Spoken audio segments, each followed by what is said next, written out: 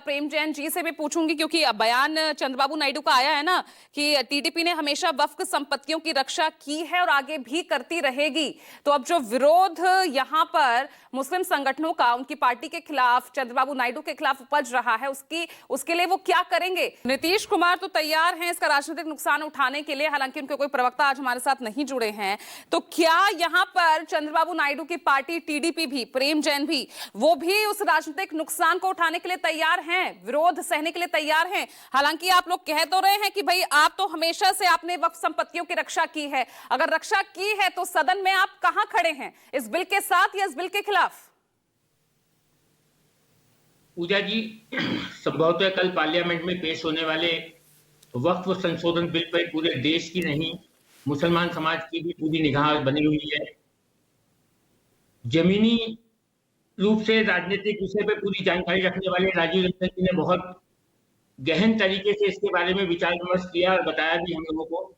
फिर भी मेरा काम मेरी पार्टी का पक्ष आपके सामने रखने का है। माननीय चंद्रबाबू नायडू साहब ने हजारों बार कहा है कि हिंदू और मुसलमान मेरी दो आंखों के समान है, मैं किसी भी आंख के साथ भेदभाव नहीं कर सकता। और उन्होंने ये भी कहा है कि हम मुसलमान के हर हितों की रक्षा करेंगे।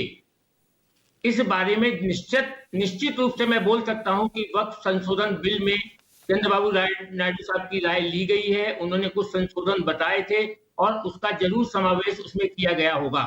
ये मैं कल ही बता सकता हूं जब ये संसद में पेश होगा।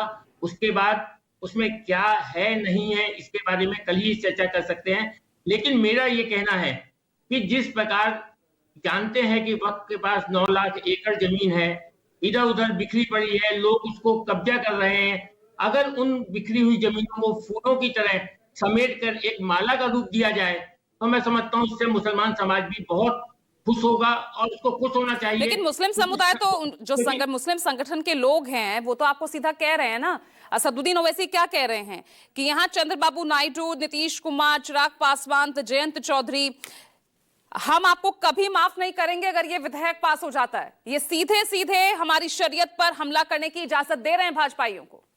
देखिए, उनकी पार्टी है, उनको अपना पक्ष रखना है, उनको अपने मुसलमानों के वोट को कायम रखना है, उनके लिए जो, लेकिन सरकार ने ये वायदा भी किया है कि हम मुसलमान की 1 इंच जमीन को भी गलत रूप से प्रयोग नहीं करने देंगे।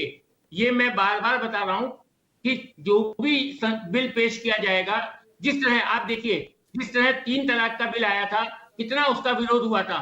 बाद में सबसे ज्यादा लाभ किसको मिला? सबसे ज्यादा लाभ मुस्लिम समाज की उन महिलाओं को मिला जो उससे पीड़ित थी, शोषित थी। आज उसका सबसे ज्यादा फायदा मुस्लिम समाज के लोगों को ही मिल रहा है। इसी प्रकार जब तक ये संशोधन बिल पार्लियामेंट में पेश नहीं होगा, जब तक इसके बारे में मैं इतना ही कह सकता हूं कि हमारी पार्टी हर तरीके से मुसलमानों के साथ है, हर तरीके से मुसलमानों की रक्षा करेगी। तो आपकी पार्टी साथ है और यहां पर